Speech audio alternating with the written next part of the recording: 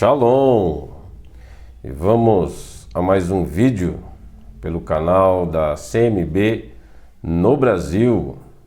Antes de darmos continuidade ao tema de hoje, quero pedir a você desde já que deixe o seu like no nosso vídeo, se inscreva no canal, faça o seu comentário. Se porventura não gostou da explicação ou tem alguma dúvida, você pode deixar o seu dislike ou fazer o seu comentário, pois assim que possível nós responderemos com certeza.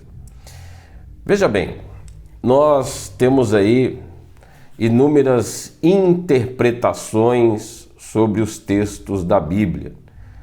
Um dos livros mais lidos no mundo, se não o mais lido no mundo, só que também é o livro mais mal entendido, mas mais mal interpretado no mundo também.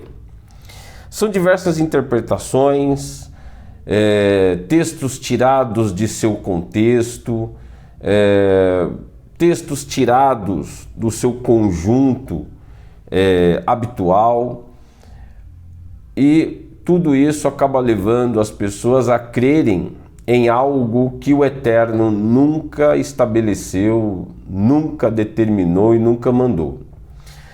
A manipulação dos textos é algo muito visível nos dias de hoje.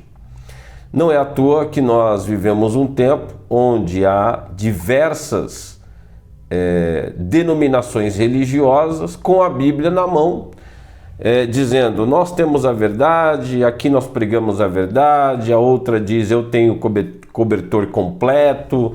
A outra diz: nós temos a mesa completa, para nós não falta nada. E quando nós ouvimos isso, ficamos até abismados com a tamanha distância da realidade desses grupos à realidade das Escrituras. Por quê? Porque a primeira coisa que nós precisamos entender é que a Escritura, a Bíblia Sagrada em si, é literatura judaica. E todas essas interpretações são feitas fora de um entendimento judaico. Então, as pessoas acabam contextualizando os textos à realidade ocidental ou à sua própria realidade. Mas hoje eu queria trabalhar aqui com vocês dois textos da Bíblia que são tirados de seu contexto original e é dado uma interpretação diferente daquela para a qual o apóstolo Paulo, o rabino Shaul, escreveu. Então, vamos analisar aqui dois textos. O primeiro está na carta aos Gálatas, a comunidade messiânica da Galácia, e o segundo texto foi escrito à comunidade messiânica de Colosso. Então, vamos primeiro à carta aos Gálatas. No capítulo 4, no versículo 10 e 11, eu vou ler para vocês, que diz assim: guardais dias, meses e tempos e anos. Versículo 11. Receio de vós que haja trabalhado em vão para convosco. Se nós lermos um pouquinho antes, o versículo 9 diz assim, mas agora conhecendo a Deus, ou antes sendo conhecidos por Deus, como tornais outra vez a esses rudimentos fracos e pobres, os quais de novo quereis servir? Veja bem, nós lemos os versículos 10, 11, depois eu voltei no 9 para falar sobre a questão dos rudimentos, a volta aos rudimentos fracos e pobres, aos quais, segundo o apóstolo, os Gálatas estariam voltando a praticar. Bem, num entendimento atual protestante, ou segundo a teologia protestante, que é defendida pela maioria das denominações evangélicas, esse texto aqui, escrito pelo judeu Paulo, está dizendo que guardar o Shabat, por exemplo, o sábado semanal, e as festas anuais, as Moedim do Eterno, foram abolidas. Que Paulo está dizendo que essas festas anuais, que o Shabat é rudimento fraco e pobre. Ou seja, Paulo estaria fazendo uma crítica direta àquilo que o Eterno estabeleceu na Torá. E eles acabam pegando esse texto e usam esse texto como arma para defender a sua tese de que não se deve mais observar o Shabat e também as festas anuais. Então vamos ao real entendimento desse texto.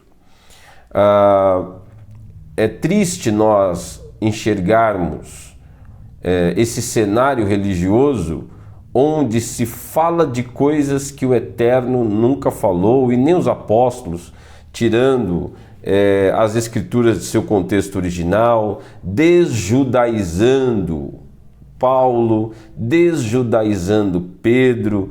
É uma coisa medonha. E não é à toa, porque o engano religioso ele foi criado exatamente para fazer um caminho paralelo àquele que já existia. E aí eu gostaria de lembrar a vocês a história do rei Jeroboão. Lembram de Jeroboão, que herdou as 10 tribos de Israel e acabou criando suas próprias leis, acabou criando as suas próprias datas de festa, estabeleceu o seu próprio sacerdote e desviou 10 tribos da realidade do Eterno. Lá tinha festas, lá tinha sacerdócio, porém tudo fora do contexto que o Eterno havia criado. Ou seja, Jeroboão ele criou um caminho paralelo àquele que já existia. Com qual objetivo? Desviar as 10 tribos da realidade do Eterno. E qual foi o resultado de tudo isso? Cativeiro. A mão do Eterno pesou sobre Jeroboão e sobre as 10 tribos e não houve o que se fazer. Precisamos entender que quando nós entendemos um texto de forma equivocada e ensinamos isso a outras pessoas, nós seremos responsabilizados por isso. Então eu não posso pegar a Bíblia e dizer, esse é o meu entendimento. Isso não existe. Isso é um erro gigantesco. Eu não posso fazer da interpretação bíblica algo pessoal, algo particular, como se isso se tornasse uma verdade porque eu entendi dessa ou daquela maneira. Não. Um texto, ele tem o seu real entendimento, porque ele foi escrito por uma pessoa com um objetivo, com um propósito. E esse propósito, esse objetivo deve ser levado em consideração. Eu não posso desconsiderar o propósito, o objetivo pelo qual o texto foi escrito, para quem foi escrito, qual era o contexto de época e quem escreveu. Não posso considerar.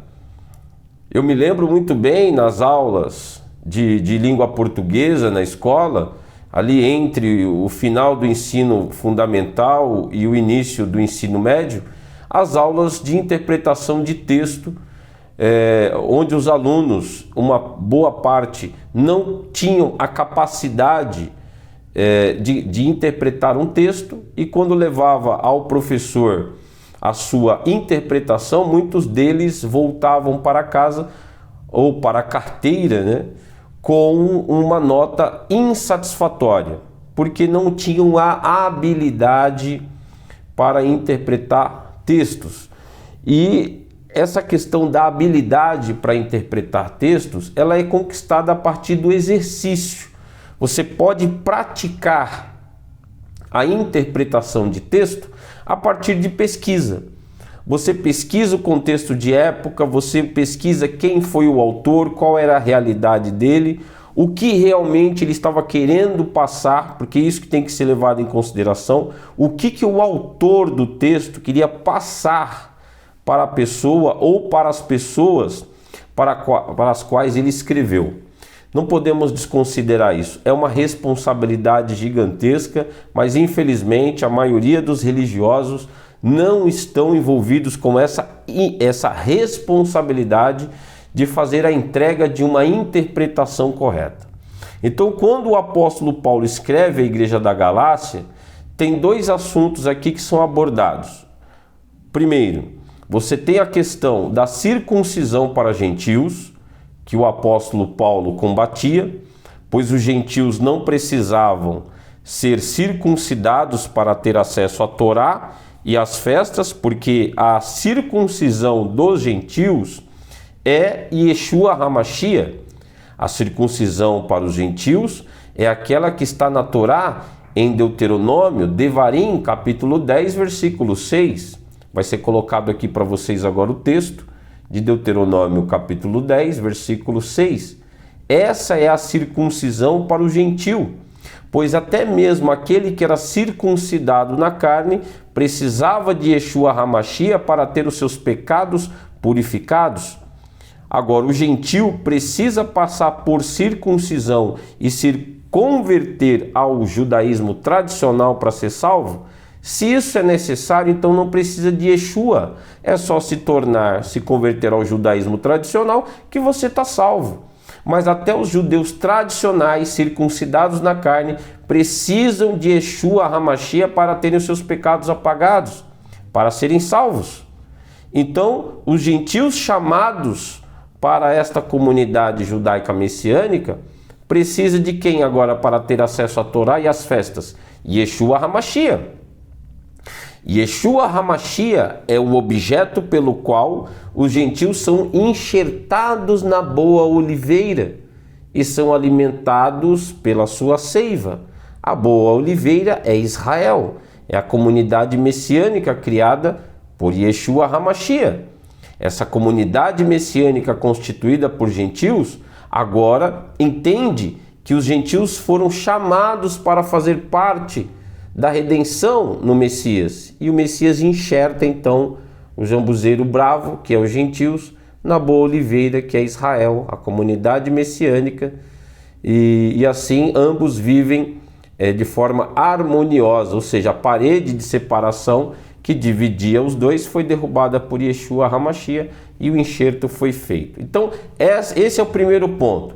Paulo, nesta carta, combate a questão da circuncisão para gentios. A segunda questão que o apóstolo Paulo ele combate aqui são a idolatria. Na realidade, é a idolatria que era celebrada, que era vivida pelos cidadãos da Galácia, e essa idolatria estava relacionada a astros celestiais, a planetas, a calendário místico. E nós vamos falar um pouquinho sobre essa questão. Então, eu gostaria de ler para vocês e explicando em conformidade com aquilo que a gente for lendo.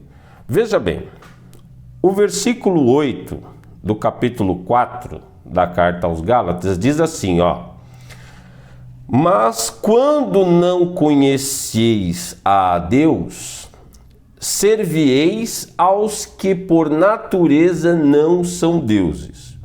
O que o apóstolo está dizendo aqui?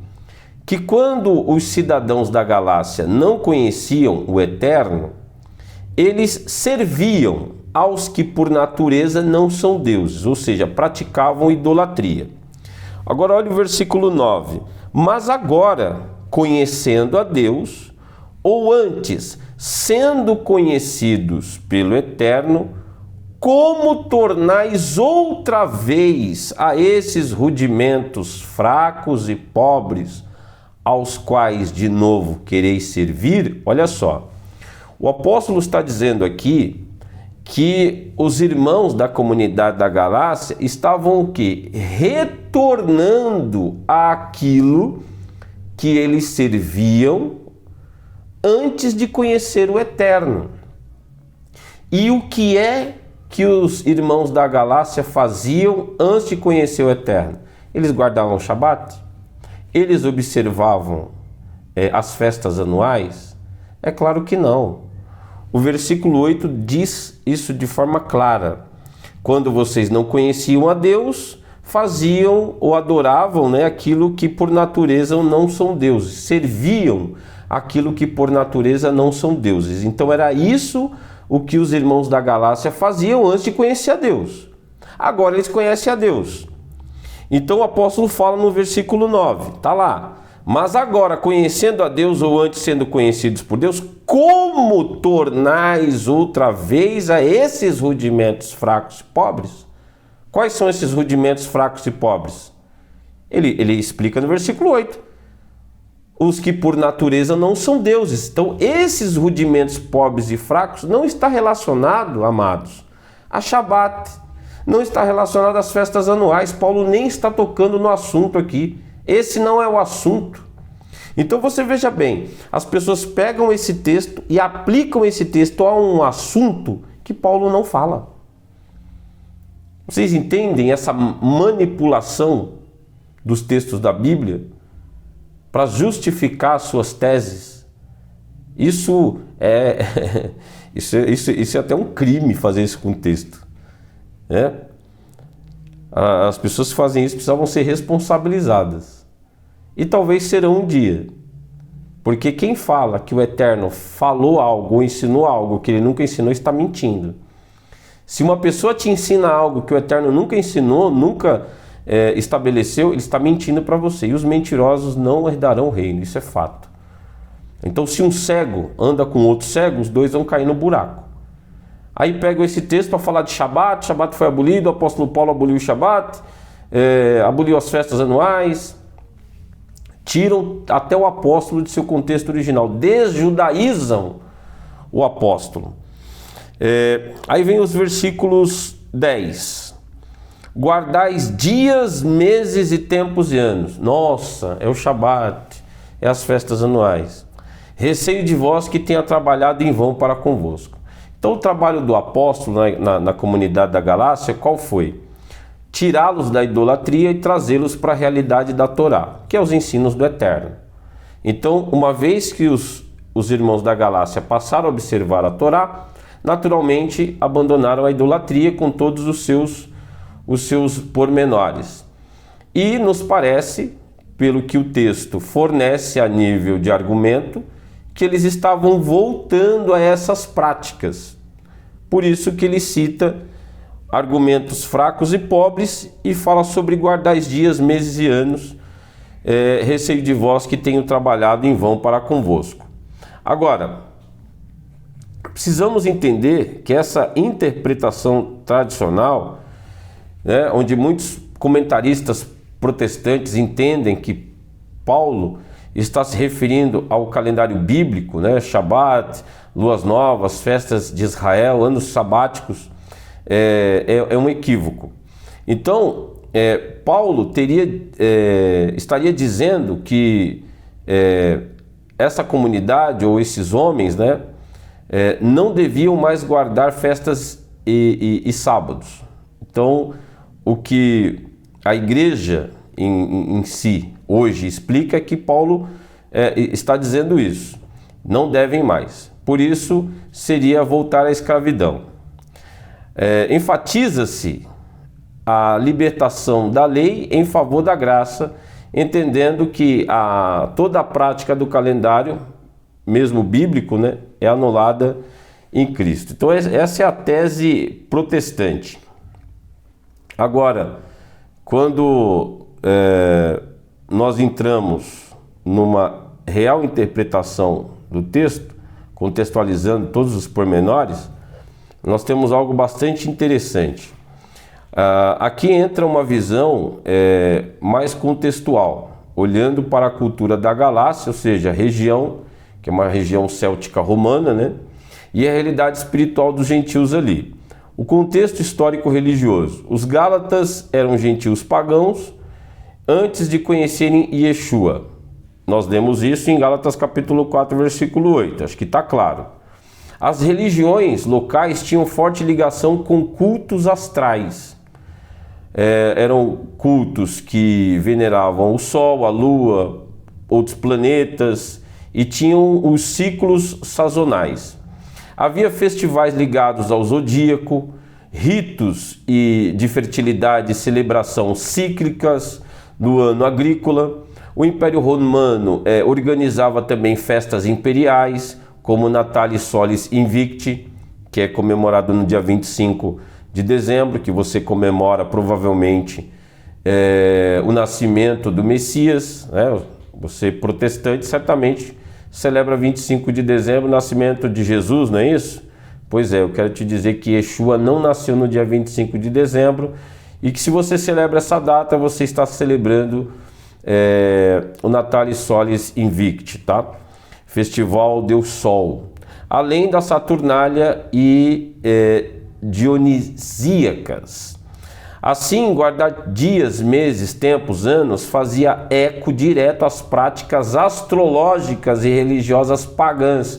Não tem nada a ver com Shabat, não tem nada a ver com as festas anuais do Eterno, não tem nada a ver com Pentecoste, não tem nada a ver com Yom Kippur, não tem nada a ver com Rosh Hashanah, não tem nada a ver com Festa das Trombetas, não tem nada a ver com Sukkot ou a Festa dos Tabernáculos, não tem nada a ver.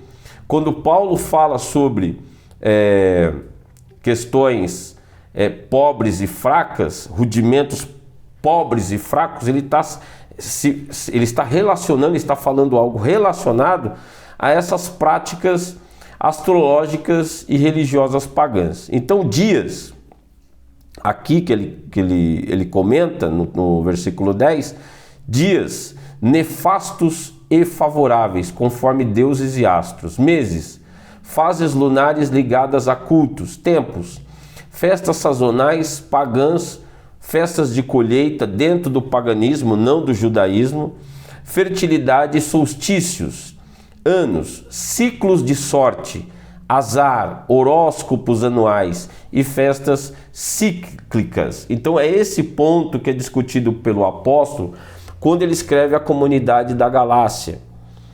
Não tem nada a ver com Shabat nem com festas anuais. Ele não está combatendo o judaísmo, ele não está combatendo a Torá, contradizendo a maioria das interpretações protestantes. A grande contaminação das más interpretações são os concílios em Roma. Então a maioria das igrejas evangélicas hoje, elas trazem consigo os entendimentos que passaram a ter a partir dos concílios convocados pelos imperadores romanos. Então, ou seja, as igrejas evangélicas hoje, em sua maioria, observam mandamentos e dogmas estabelecidos pela conclusão dos concílios romanos. Os textos das Escrituras foram tirados de seu contexto original, ou seja, foi criado um caminho paralelo àquilo que já existia e você acaba observando tudo aquilo que foi estabelecido por Roma e não pelo Eterno. Outro dia, um conhecido meu, me conhece já há um bom tempo, então nós estávamos conversando e ele falou assim, ô Marcos, num comentário, né, ele falou assim, ô Marcos, eu entendo que você foi para o judaísmo e aí eu queria pegar essa parte, quando ele disse que eu fui para o judaísmo. Amados, não é que eu fui para o judaísmo. Os protestantes é que saíram do judaísmo. Hoje as pessoas estão fora da realidade de Deus, fora da realidade das Escrituras, por suas más interpretações, pelas suas interpretações equivocadas, tirando os ensinos do Eterno de seu contexto original, e falam que nós estamos no judaísmo, como se isso fosse algo ruim, como se fosse algo pejorativo. O problema é que vocês saíram do contexto original, vocês saíram da interpretação correta. Vocês estão tendo uma interpretação equivocada. E se não pararem para pensar naquilo que falam, naquilo que explicam, naquilo que afirmam, poderão pagar um preço por causa disso. O conhecimento é algo que você adquire com o passar do tempo. Agora, o maior erro é insistir naquilo que é errado. Outrora começamos lá atrás, dentro de igrejas evangélicas, mas com a Bíblia na mão. Estudar a Bíblia, examiná-la, é a nossa obrigação.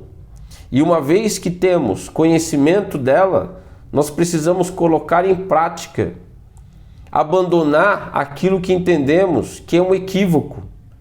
Quantas coisas nós já deixamos para trás nessa corrida pelo conhecimento de Deus? Muitas coisas foram mudadas dentro do contexto histórico e somos vítimas desse engano. Nós precisamos nos libertar desse engano. Precisamos nos desprender das garras romanistas, das interpretações dos chamados pais da igreja, que tiraram os textos da Bíblia de seu contexto original por antissemitismo religioso. Não queremos envolvimento, comunhão com os judeus, desprezíveis judeus. Isso nós conseguimos ter acesso a documentos históricos, inclusive de pessoas que são chamadas como pais da igreja. Que igreja? A única igreja que nós reconhecemos é aquela que Yeshua HaMashiach estabeleceu quando chamou um grupo de judeus para levar a sua mensagem. Com o passar do tempo, essa comunidade judaica messiânica entendeu que os gentios foram chamados para fazer parte desse grupo também. Judeus e gentios passaram a viver de forma harmoniosa. Quem foi que interrompeu isso? Quem foi que separou aquilo que Yeshua HaMashiach uniu? Yeshua HaMashiach uniu gentios e judeus. O Império Romano veio e dividiu, colocou os judeus para um lado, por antissemitismo religioso, e esses gentios que foram trazidos para o lado de cá, deu-se origem à Igreja Católica Apostólica Romana, de onde saiu todas as igrejas evangélicas que você conhece. E isso é fato. Isso é fato histórico. Não estamos inventando nada aqui. Então, como que o apóstolo Paulo poderia condenar a Torá e as festas se ele mesmo observava essas festas? Nós podemos colocar aqui para você Atos dos Apóstolos, capítulo 18, versículo 21. Vamos colocar aqui para vocês. Atos dos Apóstolos, capítulo 18, versículo 21. Porque o apóstolo Paulo ele tinha uma programação anual nas suas viagens, de sempre que se aproximava das festas, ele fazia o possível para estar em Jerusalém no tempo das celebrações anuais. O apóstolo Paulo nunca deixou de ser judeu, nunca deixou de observar a Torá, mas entendeu bem o chamado dos gentios e como eles deveriam ser enxertados, a maneira deles serem enxertados na boa oliveira, que é a comunidade messiânica judaica. Quando lemos também capítulo 20 de Atos, versículo 6, isso fica claro.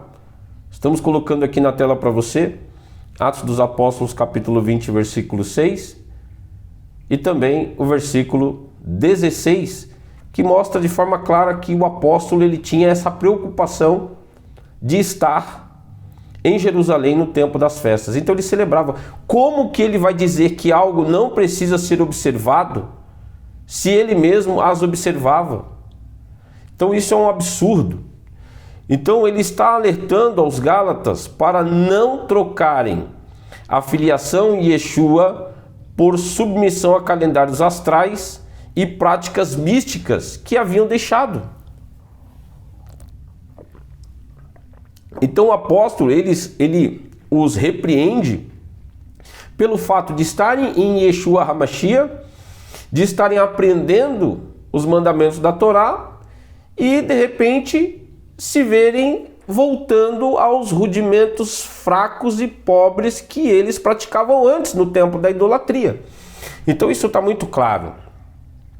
A escravidão não é o Shabat, mas sim o medo dos poderes cósmicos e a tentativa de apaziguar deuses por meio de datas rituais. Quando alguns mestres tentavam, quando eu digo mestres nesse sentido, são aqueles judeus que criam em Yeshua HaMashiach e que queriam circuncidar os gentios.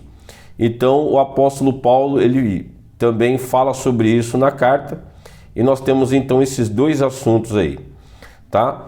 Então, voltar à escravidão, que o apóstolo Paulo, seria voltar a esses rudimentos antigos, né? Outrora eles observavam na questão da prática pagã, da idolatria, que envolvia esses cultos astrais aí. E a outra parte da discussão do apóstolo, como já foi mencionado, só enfatizando, era a questão da prática da circuncisão para gentios. Então, acho que essa parte aqui da carta aos Gálatas tá claro. Aí, se eu continuar, acho que é só repetição de palavras, mas eu acho que a explicação foi bem dada. Se ainda houver alguma dúvida, coloque nos comentários, que nós vamos estar respondendo assim que possível, tá? Então, esse texto não tem nada a ver com as festas anuais, nem o Shabat, está relacionado a cultos místicos e calendário do zodíaco, tá ok? Agora, outra passagem bíblica que nós queremos observar aqui é Colossenses capítulo 2, versículo 16 e 17, que nós vamos colocar aqui para vocês na tela. Colossenses capítulo 2, verso 16 e 17, diz assim, ó: o apóstolo Paulo, ele fala algo bastante interessante e as pessoas levam isso aqui com uma má interpretação. Olha só, consideram, né, a partir de uma má interpretação. Olha só: ninguém, pois, vos julgue por causa de comida e bebida, ou dia de festa, ou lua nova, ou sábados, porque tudo isso tem sido sombra das coisas que haviam de vir, porém o corpo é de Cristo. Então vamos lá. O que as pessoas, o protestantismo entende com isso aqui? Que Paulo está dizendo que você pode comer o que você quiser, que as leis dietéticas, né, que a lei da saúde estabelecida pelo Eterno não tem mais validade. Você pode comer um porco, você pode comer um ensopado de urubu, você pode comer o que você quiser. E também relacionado aqui aos sábados, seriam as festas, então as festas foram abolidas, então não precisa observar mais nada. Paulo se tornou anti-judeu, está combatendo o judaísmo, é isso que o protestantismo defende com essa passagem. Mas vamos lá. Os colossenses, assim como os gálatas, eram gentios que estavam entrando em contato com as tradições de Israel, as leis do Eterno através da fé em Yeshua. Quando você lê Atos capítulo 15, isso fica muito claro. Quando Tiago fala que desde os tempos antigos há quem pregue Moisés aos sábados em todas as cidades. Ou seja, os gentios que passaram a ter fé em Yeshua, no Salvador Yeshua, eles teriam acesso aos ensinos da Torá no sábado em cada cidade, se tivessem interesse em se aprofundar no conhecimento. Porque certamente só a fé em Yeshua não é fator para se manter no caminho, porque a fé sem obras é morta. Então, se você não pratica os ensinos do Eterno, você vai praticar qualquer outra coisa. E isso vai fazer você cair da graça, sem dúvida. Porque aquele que diz, eu tenho fé em Deus, eu tenho fé em Jesus, e pratica coisas que a Bíblia condena, como que ele vai ficar na plataforma da salvação? Como que um gentil diz, eu tenho fé em Yeshua e continua praticando idolatria? Então ele precisa conhecer a Torá. Precisa conhecer os ensinos do Eterno para poder se manter na plataforma da graça por meio da fé. Senão ele cai da graça. Isso é fato. Então, os colossenses estavam aí se habituando com o conhecimento das Escrituras. Então, o contexto do capítulo mostra que eles estavam sendo pressionados tanto por ensinos filosóficos como místicos. Quanto por judeus ou prosélitos legalistas que queriam definir como eles deveriam guardar as mitzvot, que são os mandamentos. Não é Paulo dizendo, ou seja, ele não está dizendo abandonem as festas e o Shabat. Mas sim, não deixem que os outros os julguem por como vocês as guardam em Yeshua HaMashiach. Porque agora todas essas festas, inclusive o Shabat, precisam ser observados a partir da pessoa do Messias. Tudo faz sentido no Messias. Antes do Messias, essas festas já apontavam para ele. E agora, na sua primeira manifestação, continuam apontando para ele na sua segunda manifestação. Então, para a tradição judaica messiânica, esses termos não são vistos como abolidos ou anulados, mas como práticas sagradas do povo de Israel, dadas por Deus com valor eterno. Isso tem valor eterno. Sinais proféticos que apontam para a obra e o reino do Messias. Não tem, amados, como dizer que isso foi abolido, que o apóstolo Paulo está dizendo que isso foi abolido, porque isso tem uma referência para o futuro. Como que algo tem referência para o futuro e perde a sua validação? Ela só perde sua validação quando é algo que ficou no passado, e isso não está apontando para o passado, está apontando para o futuro. Então nós temos, por exemplo, Pessah. Pessah foi uma festa que foi estabelecida na saída do Egito. Então os hebreus celebravam Pessah como uma lembrança da saída do Egito, mas Pessah fazia uma referência do verdadeiro sacrifício do Cordeiro, que é Yeshua HaMashiach. Então essa festa apontava para Yeshua HaMashiach. O sangue na porta, nos umbrais da porta, trouxe vitória sobre a morte. O sangue que traz vitória sobre a morte na porta da casa. Nós somos essa casa cujo sangue está em nós, o sangue do Messias, que nos dá vitória sobre a morte. Então você vê que Pessah aponta para Yeshua HaMashiach. Então Pessah aponta para a redenção em Yeshua HaMashiach, que é o Cordeiro. Shavuot, que é o Pentecoste, aponta para o derramamento do Ruach HaKodesh, o cumprimento da promessa. O Shabat aponta para o descanso messiânico no futuro. Então toda semana nós temos aí a condição de celebrar o reino do Messias através do Shabat. E isso é fato. O contraste, que nós podemos fazer entre sombra e corpo. Na visão protestante é uma coisa que ficou para o passado, sombra ficou no passado.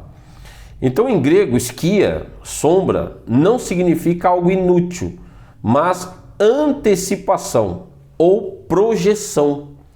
Então quando eu celebro, por exemplo, Sukkot, festa dos tabernáculos, eu estou antecipando o que vai acontecer no futuro, em relação ao fato de João ter visto a nova Jerusalém que desce do céu. Eis o tabernáculo de Deus entre os homens, o Eterno irá tabernacular com os homens. Deus conosco. Eu estou antecipando essa celebração. Eu celebro todos os anos porque eu acredito que vai acontecer. Então eu celebro, eu antecipo. Essa festa é uma projeção do que vai acontecer. Então não tem como ser abolido. Então o significado de sombra e corpo tem algo a ver com antecipação e projeção, e não com anulação. To somatou Christou, o corpo é do Messias. No pensamento original, ou seja, no contexto, no real contexto, no contexto da palavra, significa que a realidade para a qual essas práticas apontam é encontrada na pessoa e comunidade de Yeshua. Então é isso. Quando você contextualiza o que o apóstolo está dizendo, a real interpretação ou o real entendimento disso é que a realidade para a qual essas práticas apontam é encontrada na pessoa e na comunidade de Yeshua HaMashiach.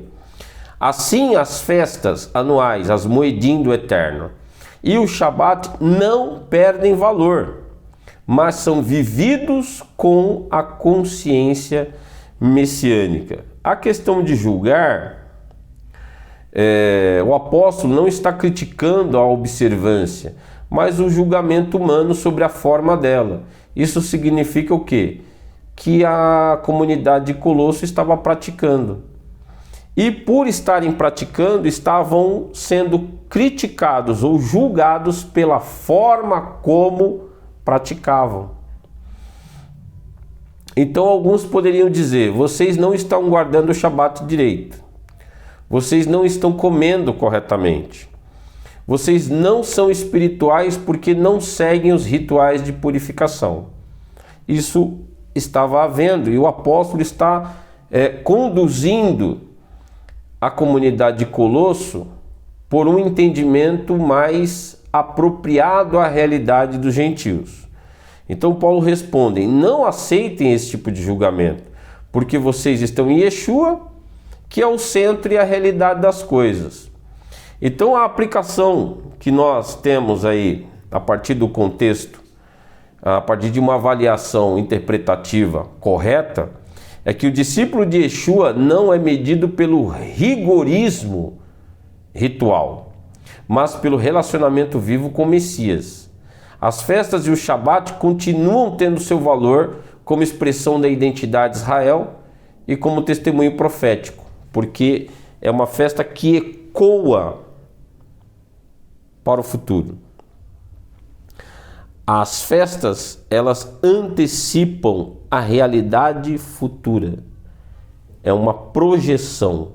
A sombra que está falando lá é uma projeção da realidade futura. O que muda agora é que as festas, elas são compreendidas e celebradas a partir do Messias, ou são celebradas à luz da obra do Messias Yeshua. Em resumo, Colossenses 2, 16, 17 não abole o Shabat ou as festas anuais, mas liberta os discípulos de Yeshua do julgamento humano sobre como praticá-las. Então eles praticavam e por isso estavam sendo julgados. A ênfase é que a essência está no Messias. As festas, luas novas e Shabat continuam sendo moedim do eterno, mas são vividos com o entendimento messiânico, ou seja, na pessoa do Messias, de que apontam para ele. As festas apontam para ele. Então, há um abismo entre o entendimento protestante, que é um equívoco, e o entendimento real, contextualizado. Então é de forma proposital que tiraram esses textos de sua interpretação real, original, dando interpretações e entendimentos completamente distorcidos. Então, como eu já falei anteriormente, é um crime ao texto e à realidade judaica. Vocês foram tirados da realidade de Cristo, tirados da realidade judaica. Não somos nós que estamos na realidade judaica. Foi vocês que foram tirados pela má interpretação de textos, pelo Império Romano, pela ação de Satanás, e isso é uma realidade. Acordem enquanto é tempo e passem a observar as mitvot do Eterno, os mandamentos de Deus. Porque Hebreus capítulo 5, versículo 9, vamos deixar aí, está escrito: e tendo sido ele consumado, passou a ser o motivo de eterna salvação para todos os que lhe obedecem. Obediência é ponto de salvação, sim, porque a fé sem obras é morta.